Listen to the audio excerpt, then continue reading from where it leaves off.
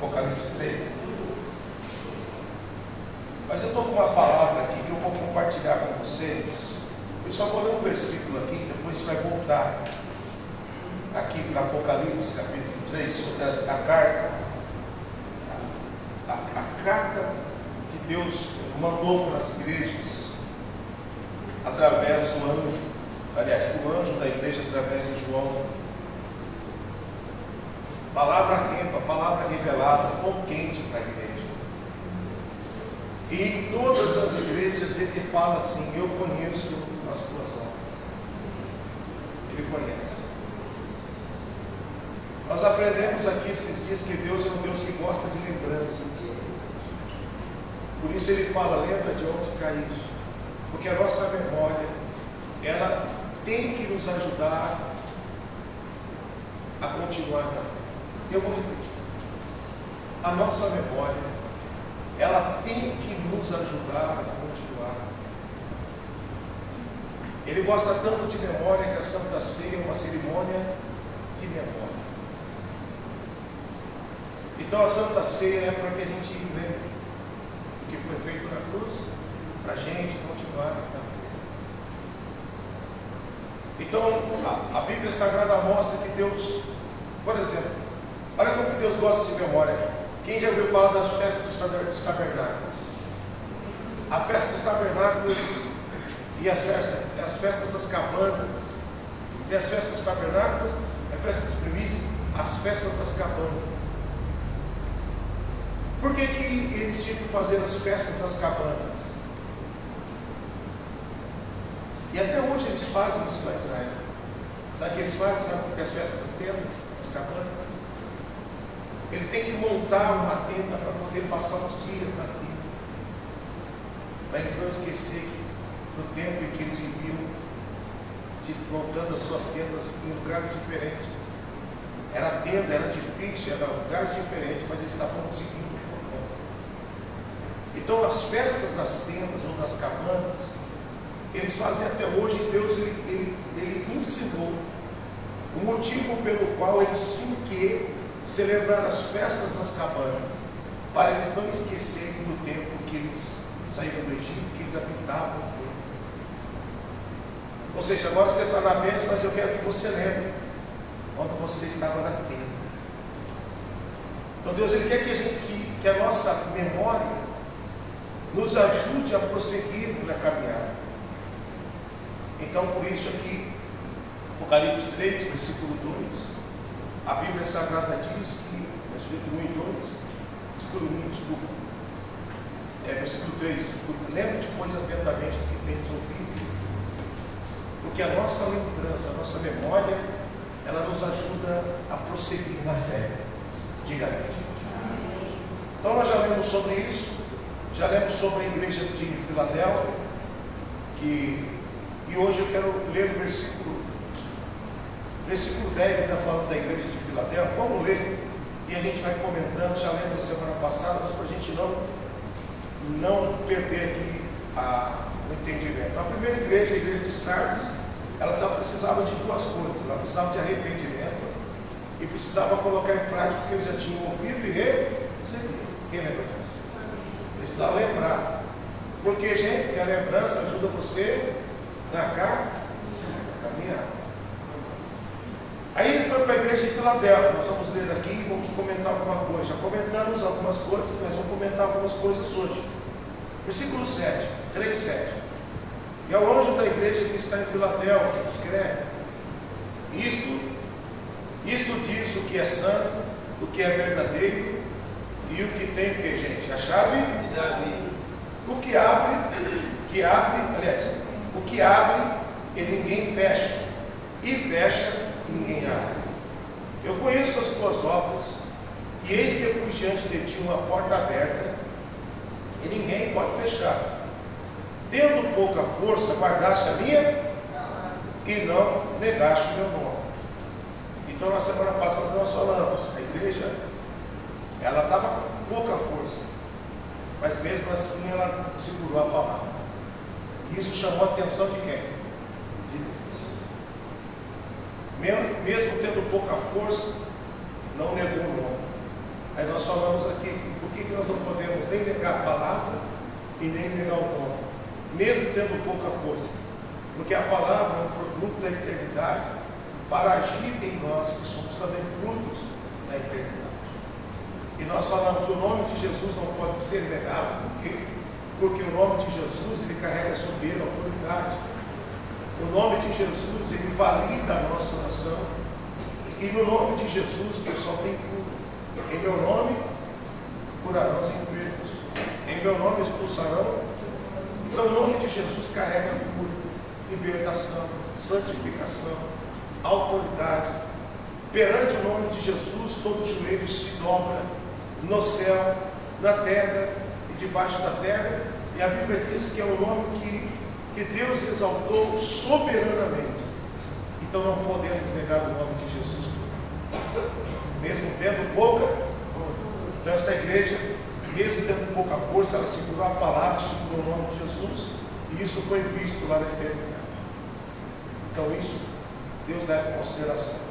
Versículo 9: e eis que farei aos da sinagoga de Satanás. Diga Deus mesmo. Sinagoga de Satanás. O que é sinagoga? Diga comigo, igreja dos judeus.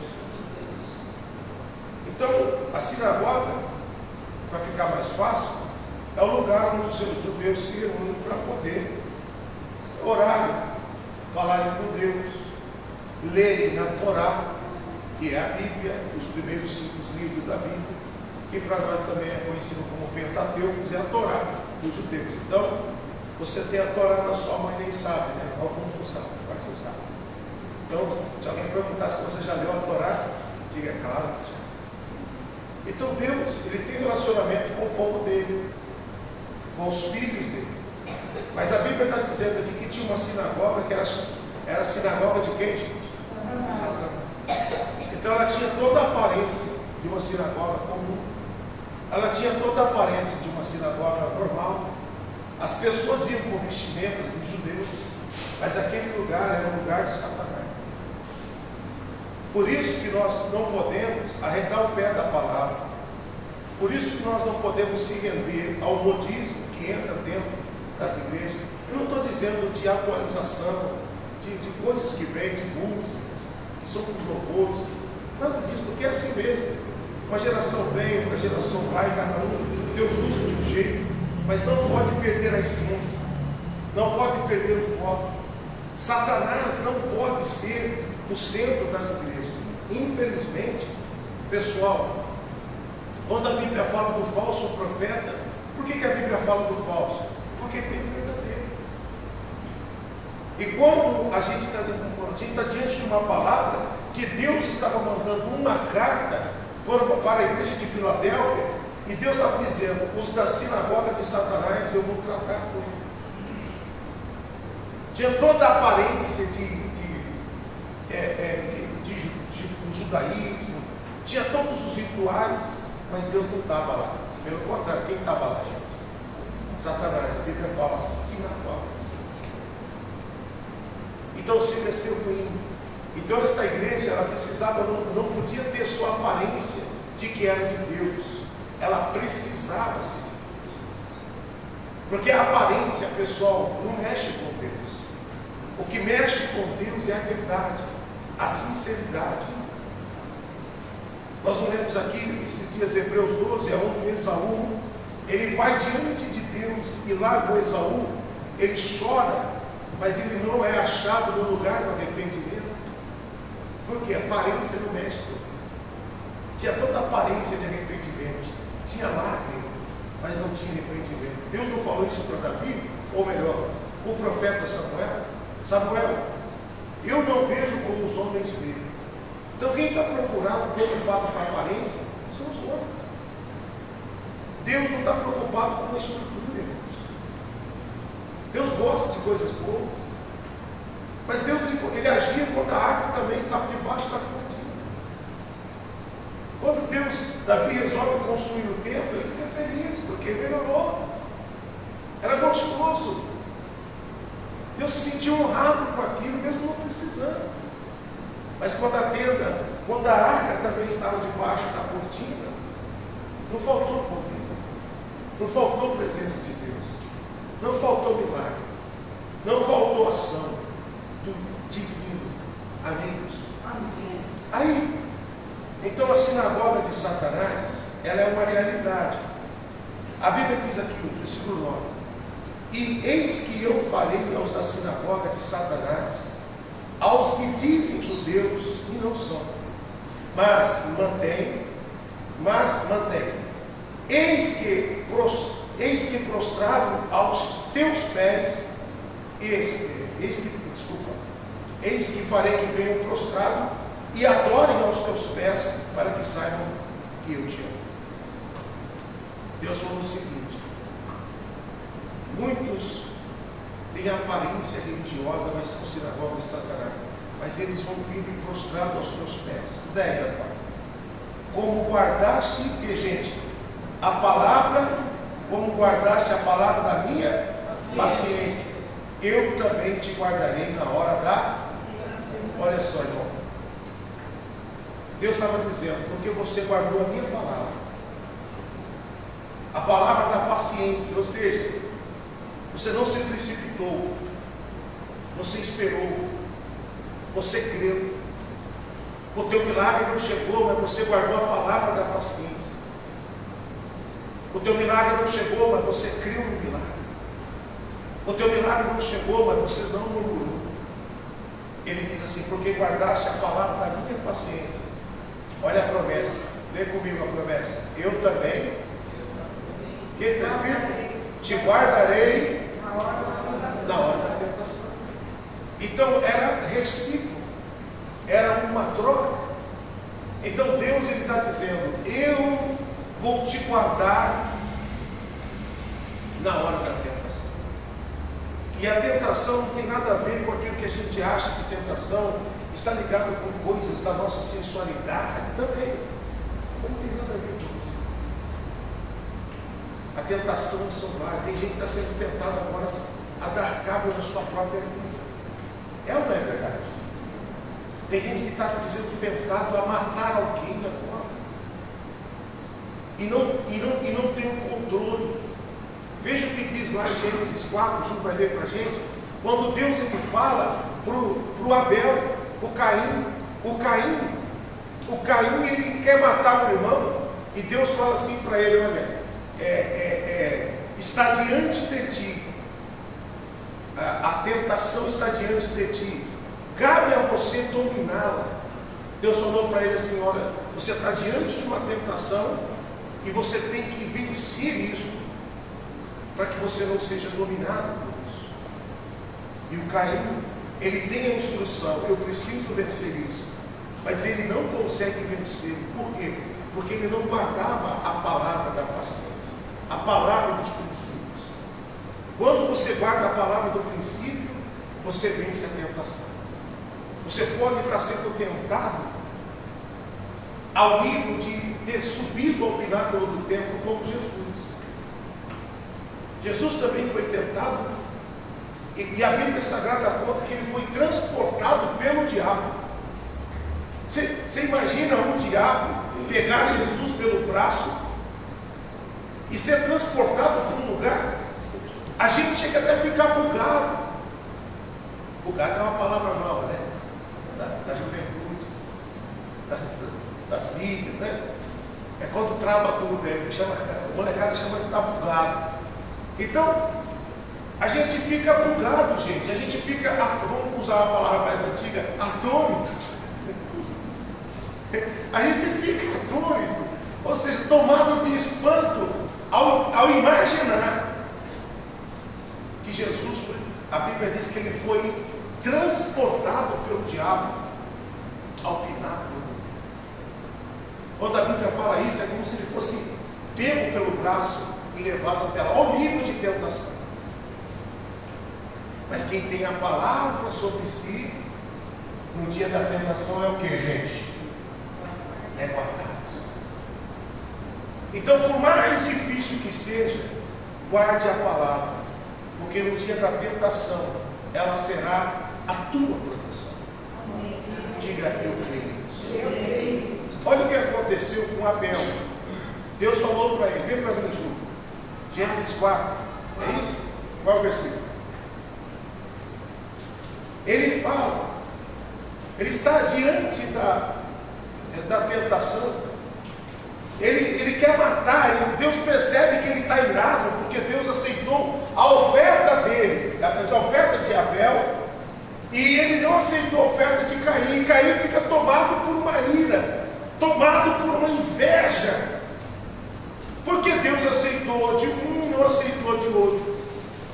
Os dois deram, pessoal. Então não significa dizer que está só no dar, está como dar. Amém, gente? Amém. Então o Caim ele está debaixo de uma tentação, e Deus dá uma palavra para ele: eis que a tentação está diante da porta, cabe a você dominá-la. Então, se Caim, achou, Ju? Versículo lá para baixo, depois da oferta, me ajuda aí. Versículo 6. Versículo 6, lê para nós. E o Senhor disse a Caim: por que te irás, por que descaiu teu semblante? Se bem fizeste, não haverá aceitação para ti. A Bíblia diz assim: então, por que caiu o seu semblante? Por que você orou? Por que você se irou?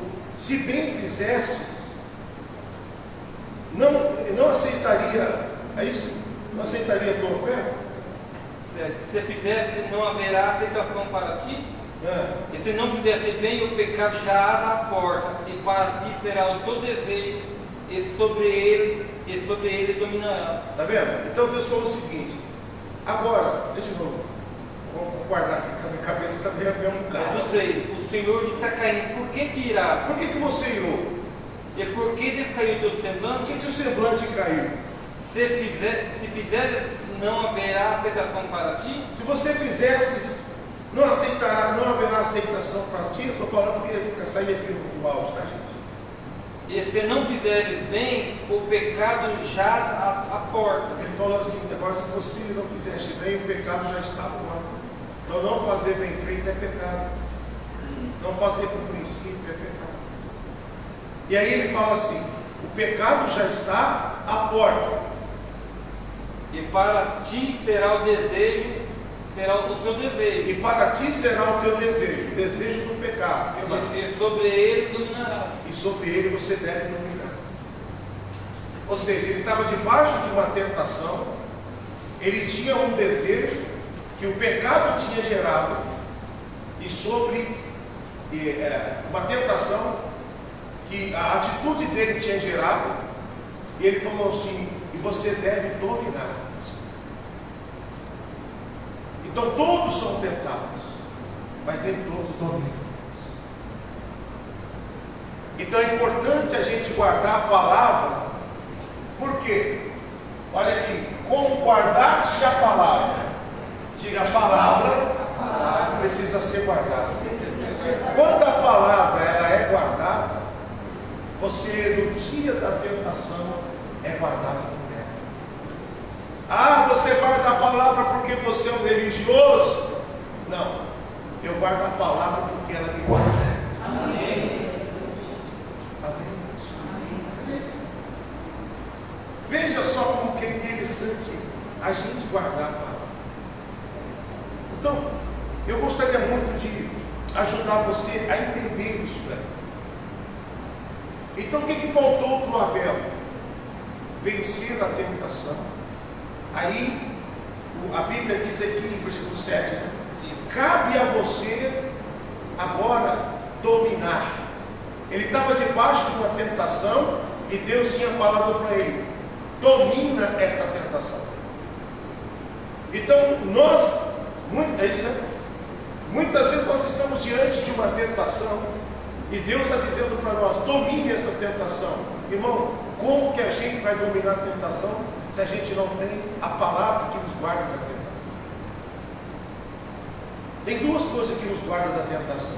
Nós estamos vendo aqui que a palavra, quem guarda a palavra guarda na hora da tentação. E outra coisa que nos guarda da tentação, nós temos que orar para que não possamos cair. E qual é a tentação? Jesus ele subiu no pináculo do templo carregado. A Bíblia diz que o diabo o transportou. Nós já vimos aqui. A nossa mente chega a entrar em parafuso em saber que Jesus foi levado pelo próprio diabo. Não foi para o deserto. No deserto ele foi levado pelo Espírito Santo. Mas no pináculo do templo e ao monte mais alto, a Bíblia diz que o diabo o transportou. Você sabe o que é transportar, irmão? Transportar é pegar e levar. A nossa mente às vezes não quer nem aceitar isso. Jesus, não. Mas a Bíblia diz. Mas quando chegou lá no lugar em que ele foi transportado pelo diabo, debaixo de uma tentação, chegou lá e ele resistiu. Porque quem tem a palavra é guardado pela palavra e resiste. Então, pastor, o que eu faço para resistir às tentações? Elas são grandes. Guarda a palavra. Tem gente, irmão, que está tentando, eu sou crente, eu sei onde até o meu limite. Não, foge. Por quê? Porque se você não tiver a palavra, ela não te guarda. Como foi que Jesus venceu a tentação no deserto? Alguém lembra? Com o quê? Com a palavra.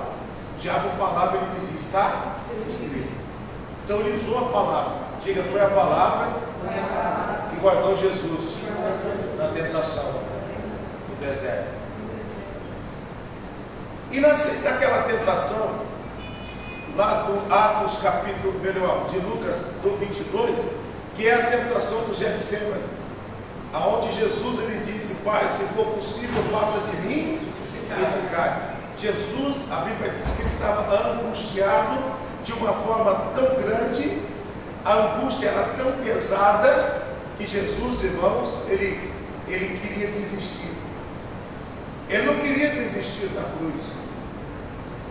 Ele se sentiu ali abandonado, porque ele sabia que todo o pecado nosso ia vir sobre ele. E a Bíblia diz que o nosso pecado faz o que? Afasta a gente de Deus. Então Jesus sabia que ele ia ficar um período afastado de Deus. E esse período que Jesus ele ia ficar afastado de Deus não era exatamente por causa dele, mas era exatamente por causa de nós. Então nós, eu e você, e toda a humanidade que já viveu e vive e viverá, fez com que Jesus ficasse afastado de Deus por um período por causa do pecado. Há quem diga que Jesus não é que ele queria morrer, ele não queria morrer na cruz. Ele já tinha entendido o propósito da cruz, ele sabia que ele ia fazer isso. Mas o cálice mesmo de Jesus não era morrer na cruz, mas era ficar afastado de Deus por um período por causa dos nossos pecados. E eu acredito também por aí, porque ele nunca viveu afastado de Deus, mas por causa dos nossos pecados ele ia passar um período. Então dizem os especialistas, que não sou eu, graças a Deus, eu não tenho cabeça para ser especialista. Dizem eles que esse período é o período em que ele ia ficar longe de Deus por um período por causa dos nossos pecados. A Bíblia diz que ele suou sangue. Então eu volto a dizer aqui para você que Jesus não derramou sangue por nós só na cruz. Foi antes da cruz, no Getsemane, e antes da cruz, quando apanhava. Então a cruz foi a consumação do derramar do sangue. E não foi só sangue que Jesus derramou na cruz. Quem lembra o que ele derramou também? Lembra disso? Quando furaram ele do lado, ele derramou água. Por que ele derramou água?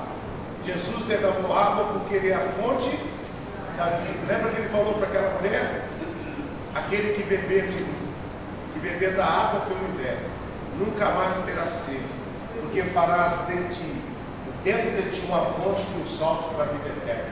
Quando furaram Jesus, ali saiu água. Louvado seja o nome de Deus.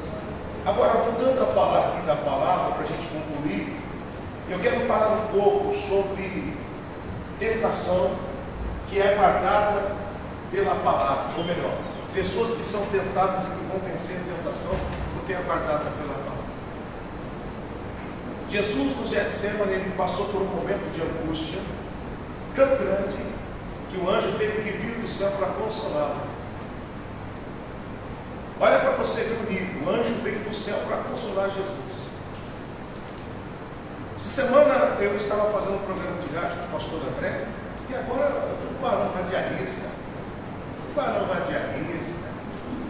Estou fazendo um programa lá com os pastores lá em Campinas, e o pastor André falou uma coisa muito forte. Ele falou que Judas poderia ter mudado toda a história dele. No complexo de culpa dele, ele procurou a forca. Ele tinha que ter procurado Jesus. E a tentação de muitas pessoas que estão aqui ou em casa, porque agora com a rede social, as mensagens elas ficam lá por bastante tempo, as pessoas dizem que são eternizadas, né? Mais ou menos, né? Quando a turma que quer, você vai, cancela tudo. Mas fica lá por um período, e muitas pessoas no decorrer dos dias vão escutando estas palavras. E tem pessoas que estão igual Judas. Elas estão num complexo de culpa tão grande, estão debaixo de uma doença emocional tão grande, mas elas estão procurando a forca, ao invés de procurar Jesus. Então, a doença da alma, a pressão é tão grande, que eles procuram a forca. Agora, o que eu quero falar agora é ministrar a paz sobre o teu coração. O Judas comprou paz, ele ficou preocupado, eles vão dizer para mim, eu traí Jesus por causa de 30 moedas de prata, que vergonha, crédito, não dá para comprar nada. Pelo contrário, a Bíblia diz que eles compraram um campo, um sítio, e eles fizeram um cemitério. Quem sabia disso? Não sabia? Depois nós vamos ver. Eles pegaram esse dinheiro do Judas, ele devolveu. Os principais da sinagoga disseram, não dá para colocar de volta, sangue inocente. Eles não aceitaram de volta não. Quando Judas foi devolver as moedas lá, eles disseram para Judas, o problema é teu. Antes de Judas trair Jesus, era meu amigo, quem me rir, let's drink a coffee, eu falava até enrolado, vamos beber um café, vamos aqui bater um papo, chamou Judas, dá um abraço aqui. A partir do momento em que Judas traiu Jesus e ficou, eu acredito que ele ficou arrependido. Há quem chame isso de remorso, pode ser também, mas ele ficou ali naquele complexo de culpa tão violento, mas tão violento, e ele foi devolver e jogou lá. Os homens da sinagoga, os líderes religiosos falaram assim, não coloca isso de volta no tesouro, porque é dinheiro de sangue inocente. E eles usaram esse dinheiro para comprar um campo, para poder fazer um cemitério. Agora a gente não tem tempo para falar sobre isso, mas qualquer hora nós vamos dizer para que serve o dinheiro da pressa. Diga, Deus me livre. Então vamos entender aqui esta palavra. Filipenses 4:7. A paz de Deus, ela excede todo entendimento. Pode pôr para mim. Filipenses 4:7. Filipenses 4:7. A paz de Deus excede todo entendimento. Por que ela excede entendimento, irmão? Porque tem hora que o cara tem paz no meio da guerra. As pessoas não entendem. Ela excede o entendimento. Agora, qual o objetivo da paz? Qual o propósito da paz? O Judas montou paz. Ele procurou o que mesmo, gente? A forca. Ele devia ter procurado as pessoas que estão nos ouvindo, que estão angustiadas. A angústia é doença da alma, irmão. E normalmente os pastores estão preocupados só com os problemas do corpo. Você que está com uma dor de cabeça, dor na perna, cafubina, não sei o que tem, hemorroida, dor não sei da onde, não sei o que tem, caroço. E os pastores oram. E às vezes eles esquecem da alma. Esquecem que a alma precisa de cuidado. E desde o princípio, isso é sabido na Bíblia por Deus. Então olha só isso daqui. A paz de Deus, não é qualquer paz, diga comigo, não é? Não é qualquer qualquer paz. Não é qualquer paz. É a paz de Deus. É isso aqui, irmão, que vai te ajudar. É isso daqui que vai te ajudar. É a paz de Deus. Isso aí não é comprado, não. Isso daí não é comprado, não, pessoal. Isso aí não acha em qualquer lugar, não. A paz de Deus tem lugar. Obrigado, Ju. A paz de Deus tem lugar para encontrar, pessoal. É no lugar certo. É no altar. É na palavra. Meu Deus. A paz de Deus, ela excede todo entendimento. E agora, olha comigo. E o que mais? Guardará o quê? Os nossos corações. A paz, ela precisa estar sobre você, porque ela é a guardiã do teu coração. A igreja de Deus precisa ter paz, porque se não tiver paz, ao invés de procurar Jesus, procura fora. Tem pastores que perderam a paz e eles procuraram a fora. Ah, pastor, mas o que aconteceu com você? Não sei o nível de tentação que ele esteve, que ele entrou. Eu não sei o nível de doença psicológica que ele entrou. Porque a mente adoece, irmãos. Mas quando você tem a palavra e você guarda a palavra, ela te guarda da dentro. E aqui você está aprendendo a paz de Deus que excede todo entendimento. Guardará o vosso coração e o quê? Os seus pensamentos. Então, a paz, ela tem o poder de guardar o teu coração e a tua mente. Tem gente que a mente dela, quem já viu o ditado que é uma verdade? Mente vazia, oficina do diabo. Mas oficina do diabo. Agora, quando você não tem a palavra, você não tem um escudo contra os ataques do maligno em relação a você. Então a paz de Deus, ela é tão poderosa, porque ela é um guarda do teu coração e da tua mente. Eu não estou dizendo isso. Eu estou crendo nisso, porque está escrito. Agora, a paz também, ela é um presente de Deus.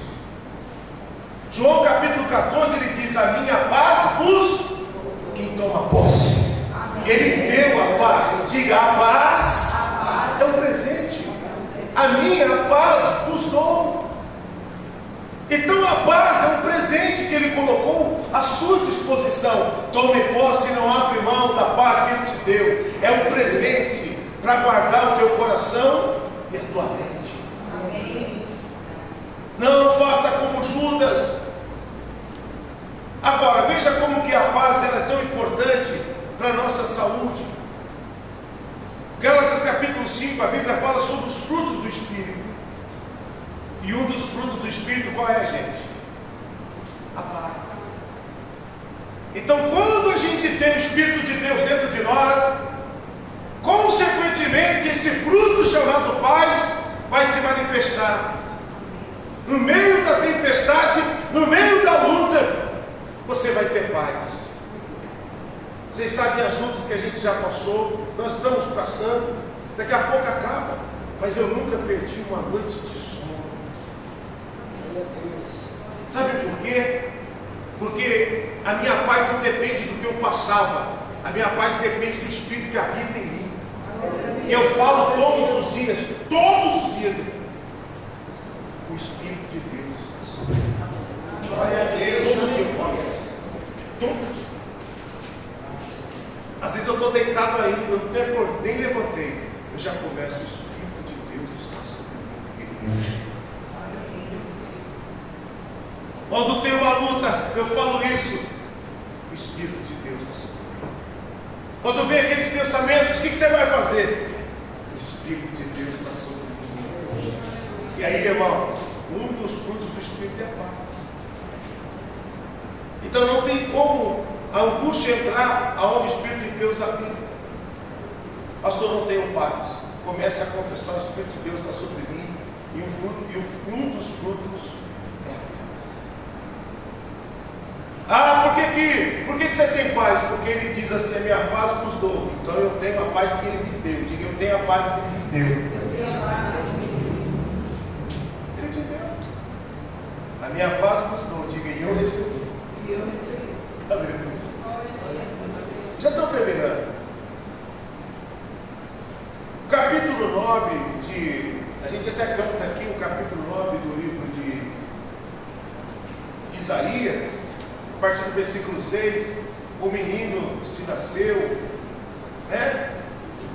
O seu nome será Deus forte, Deus forte, Príncipe da paz, Conselheiro, Deus forte, Pai da eternidade e Príncipe da paz. Ele não tem dificuldade nenhuma em colocar paz dentro de nós. Ele é o Príncipe da paz.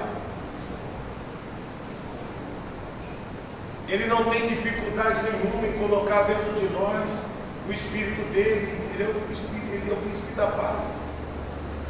Só que também, irmãos, ele pode chegar no coração de alguém, fazer assim, ó, e tirar a paz, porque ele é o Príncipe da paz do governo. Enquanto Saul tinha o Espírito de Deus, ele tinha paz. O Espírito de Deus saiu dele, ficava perturbado, tinha tudo, tinha rei, tinha dinheiro, tinha guarda, tinha segurança, tinha glamour, e não tinha paz. Aí precisou de alguém cheio do Espírito Santo como Davi, ir lá tocar, para que ele tivesse paz. Então eu não sei o nível de pressão que você está passando. Eu não sei se você está como Jesus, pastor. A pressão que eu estou passando é tão grande que o meu suor já está virando sangue, não é nem água mais. Quem está entendendo o que eu estou dizendo? O nível de pressão é tão grande que você está suando sangue. A vontade de existir é muito grande, mas hoje eu vim te entregar esta palavra, porque guardaste a palavra da minha paciência, eu também vos guardarei no dia da tentação. E eu venho trazer para você a minha paz. Aleluia. Diga: eu recebo esta paz. Eu recebo essa paz. Eu venho, e aí, para a gente fechar, a Bíblia diz aqui que a paz ela guarda o entendimento, a mente e o coração. Então você não vai ficar perturbado, porque você tem a paz que guarda o teu coração e a tua mente. Esta paz é o presente de Deus. Então Cristo é o príncipe da paz. Colossenses 3,15, eu sempre falo aqui, a Bíblia diz assim: a paz de Deus me seja por juiz ou por árbitro dos vossos corações. A paz de Deus me seja por juiz e por árbitro do vosso coração. Irmão, tem gente que está fazendo uma coisa e não tem paz. Vai fazer uma viagem, o coração fechou, não faça, porque a paz é o juiz, que é o príncipe da paz que comanda a paz. Ele coloca lá dentro. Quando ele coloca, pode ir. Meu filho recebeu um presente de um amigo nosso em comum de muitos anos já, é um pastor amigo meu, e estava sob a nossa paternidade espiritual, a gente cuidava dele, mora lá no mesmo lugar que a gente mora.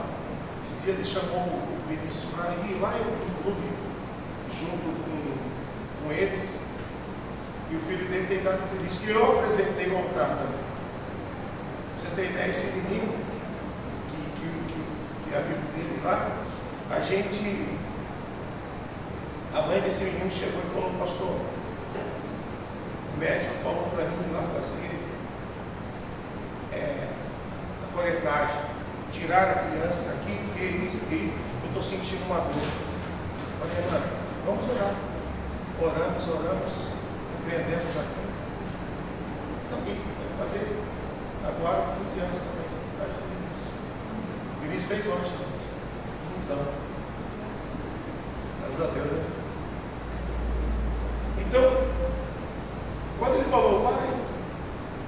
coração não fechou. Aquele negócio de pai, cuidadoso, mãe cuidadosa. Vem paz. Então, pode ir. O príncipe da paz já colocou a paz, pode ir. Não vou ficar preocupado, porque a paz guarda a minha mente. Pastor, perdi a paz. Mete o joelho no chão do príncipe da paz, mudar a situação e voltar à paz. Que se não tiver paz, vai procurar. Quem não tem entendimento vai procurar, como Judas, o quê? A flor. Mas quem tem entendimento, procura o príncipe da paz. Por hoje é só. Pode fechar sua Bíblia. Espero que os senhores tenham compreendido isso. Hoje nós vamos ministrar aqui a paz. Eu gostaria de fazer uma oração para você, inclusive também, e você que está aqui, você que também está em casa nos assistindo agora, mas por algum motivo você perdeu a paz. Se você está em casa assistindo e você está num lugar onde você não tem essa liberdade, vá ao banheiro agora, ou no seu quarto, ou você está no trabalho, porque tem gente que ouve o pessoal com fone, coloca no YouTube e ouve com fone. Quem já fez isso? Né? Ouve a palavra no fone, coloca lá, está trabalhando, então ouve. Então uma dica para você que tem essa oportunidade de trabalhar com o fone, para você ouvir de novo a palavra. Amanhã já vai estar lá no YouTube, lá. Está lá pelas datas, você sabe. Ou manda para alguém que precisa de uma palavra de paz, pessoal. Tem muita gente que está nos ouvindo e que você conhece, que a falta de paz vai fazer ela procurar fora. Mas através de nós, desse ensinamento, daquilo que Deus preparou numa agenda, eles vão voltar a procurar o príncipe da paz, vão voltar a ter paz e vão ter a mente guardada no coração. Sem nenhum tipo de constrangimento. Eu já tive momentos de angústia na minha vida e que eu precisava de paz. Graças a Deus, a gente tem um entendimento lá no Salmo 46. A Bíblia diz e nos ensina, e nós temos essa ciência. O Salmo 46, ele diz assim, eu vou ler aqui rapidinho, já terminou, mas só vou ler, vou explicar. Será que eu consigo, né? Pastor, tem esse negócio de ler. Explicação tá louco. Explicação tá. Vai no explicador. Né? Vai no que explica. O Salmo 46, ele é um remédio. Ele diz assim, gente, ó. Deus é o nosso refúgio e fortaleza, socorro bem presente na angústia. O que é angústia, gente? Falta de paz. Então, Deus é, a Bíblia está sendo bem clara. Diga comigo, Deus é. Pronto. Socorro bem presente na angústia. Ele é. Então esse remédio que você está precisando para a tua alma está nele. E hoje eu quero ministrar, terminando o culto, eu quero ministrar a bênção da paz sobre a tua vida. Eu não sei qual é o motivo que tem tirado a tua paz. Pastor, será que o Espírito Santo saiu de dentro? Não, o Espírito Santo não saiu dentro de você. Às vezes você está sob pressão igual Jesus. E isso tem te angustiado. Eu quero que você fique em pé, pastor. Eu não sei qual é o motivo, se é família, se é casamento, marido, esposa, emprego, falta de dinheiro. Eu não sei o que tem te causado uma tristeza, uma angústia, mas se você, uma luta com seus filhos, com o seu marido, com a sua esposa, uma luta no teu trabalho que tem te angustiado. Você quer essa saúde emocional. Jesus já pensou na sua saúde emocional na cruz. E foi profetizado pelo profeta Isaías antes. O castigo que nos traz a paz estava sobre, e sobre as suas pisaduras somos. O que é a paz? Diga, saúde para a alma. Então foi conquistado da cruz também. Isso daí. levou sobre si as nossas dores. Dores é sintomas. Enfermidades é o que causa o sintoma físico. Moído pelas nossas iniquidades, é pecado, doença espiritual. E transgressão, que também é pecado de formas repetidas e repetidas, transgressões. Ele também levou para sarar o espírito. E ele diz: o castigo que nos traz a paz, saúde para a alma. Pastor, eu quero essa saúde para a minha alma. Fique em pé, que eu quero orar para você. Pode ficar em pé. Pastor, eu quero esta paz aí. Fecha teus olhos. O pessoal que está em casa também recebe desta bênção. Fecha teus olhos. E eu gostaria que você nem orasse. Põe a mão no teu coração. Que você só recebesse a oração do sacerdote. Meu Pai, hoje é dia de desfrutar da saúde, que é um presente do Senhor, pois o Senhor que diz: a minha paz vos dou. E aqui estão, ó Espírito Santo, os que receberam esta paz. Como sacerdote, meu Deus, das tuas ovelhas que o Senhor colocou à disposição para cuidar. Eu me prostro na tua presença por eles. E hoje eu quero ministrar sobre a vida deles a bênção da paz. Eles não vão procurar a forca, porque a tua palavra diz que se eles guardassem a tua palavra os guardaria no dia da tentação. Oh, meu Pai, tem pessoas aqui que estão debaixo de uma pressão mas tão grande, Espírito Santo. A pressão que ela está passando no Espírito Santo é tão grande que ela não está suando mais água, ela está perdendo sangue do suor. Oh, meu Deus, eu quero que o Senhor coloque a paz que o Senhor tem colocado dentro de mim, no coração dessas pessoas, meu Pai. Meu Deus, quantas lutas, quantas pressões, quantas dificuldades, quantas renúncias do teu povo. Mas o Senhor não me deixou voltar a paz dentro de mim, Pai. Nunca perdi uma noite de sono por causa da pressão. Mas, oh Deus, o teu Espírito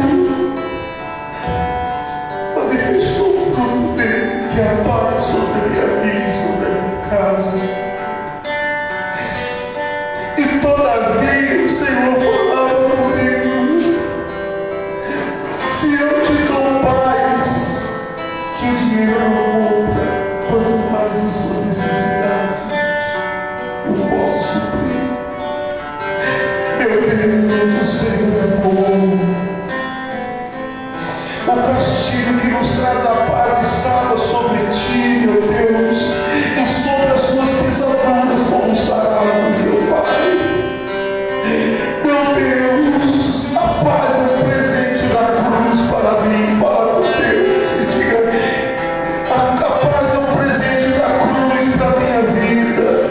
A paz é um presente do teu Espírito para mim. E esta paz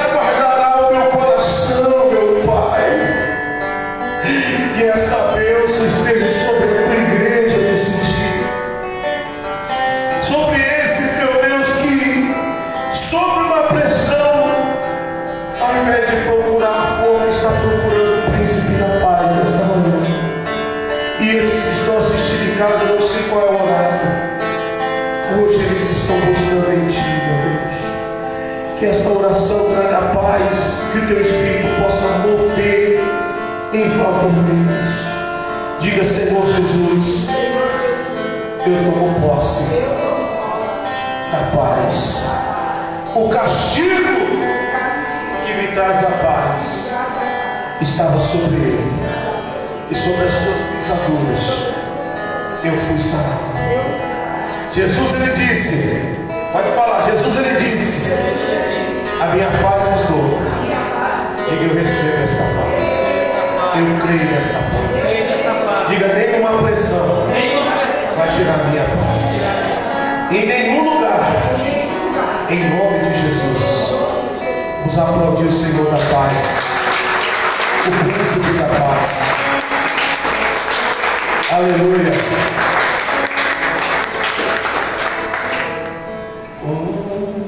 Menino nasceu, pode sentar, e filho nos deu. Ele é o próprio Deus, e vive em mim, debaixo de casa eu me escondi.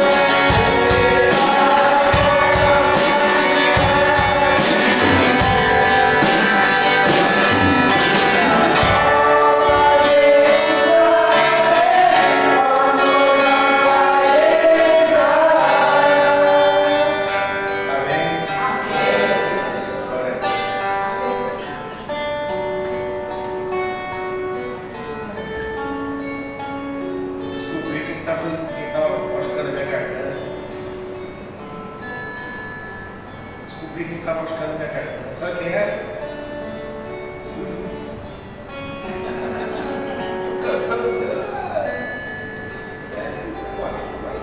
Agora vai sarar. Tá bem? Falei pro Ju, espero o dom que é contigo para servir. Então podemos pegar os nossos dons e levar conosco para o cemitério. Dizem que o cemitério é o lugar mais rico que existe. Lá estão os livros que não foram escritos, as empresas que não foram abertas, os milhões de ideias que não foram colocadas em prática. Então, pessoal, nós vamos ajudar a Casa de Deus agora. Nós vamos terminar o nosso culto já em 5 minutos. Mas agora nós vamos servir a Deus com os nossos bens. Então, chegou a hora de você servir a Deus com os seus bens. Eu sempre digo que na igreja nós não pedimos dinheiro.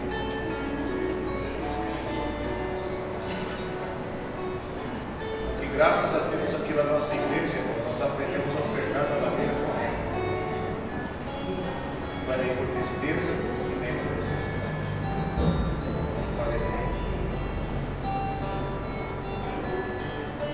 Então, chegou o momento de servir a Deus com os nossos bens. Você que não é o dizimista, chegou a hora de você ser o dizimista. Porque se você não tributar no reino de Deus, você vai tributar em outro reino. Só que o outro reino você não tem a garantia das portas e das janelas do céu. Quando Jesus ele falou para o jovem que era crente, veja o que você tem e dá para os pobres. Jesus quis dizer o seguinte: seu dinheiro não tem propósito. A Bíblia diz que ele entristeceu-se. Tem gente que prefere ficar triste do que se alegrar com o que Jesus ensina, colocando o dinheiro dele no seu corpo. Pastor, como que eu faço para que o meu dinheiro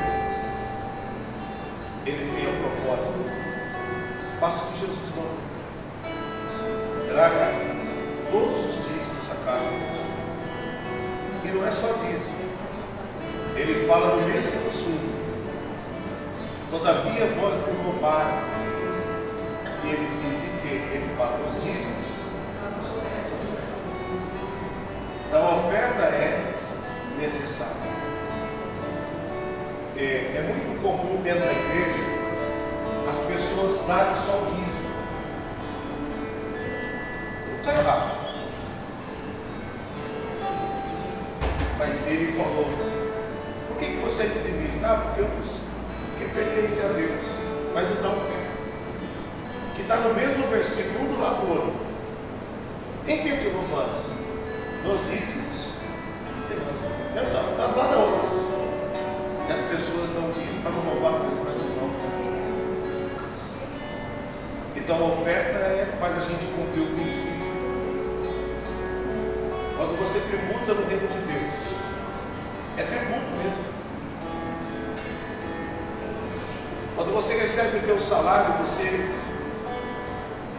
que ganha um salário mais ou menos, que é difícil no Brasil, já vem descontado o imposto de renda, 27,5%.